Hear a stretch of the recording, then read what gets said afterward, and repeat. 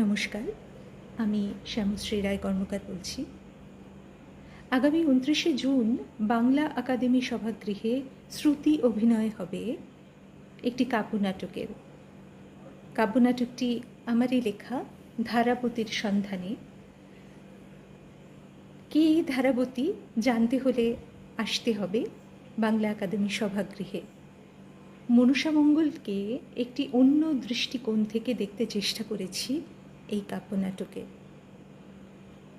এই কাব্যনাটকে ব্যবহৃত হয়েছে বেশ কিছু গান, যেগুলি আসলে কবিতা থেকে গানে রূপান্তরিত হয়েছে, এবং তার জন্য ব্যবহৃত হয়েছে কিছু লোকজ সুর। গানগুলিতে সুরারোপ করেছেন ঝর্ণা মজুমদার। শ্রুতির অভিনয় করবেন অর্পিতা ভট্টাচার্য এবং তাঁর স্বরক্ষেপ গোষ্ঠী। আসুন বন্ধুরা, দেখা হবে।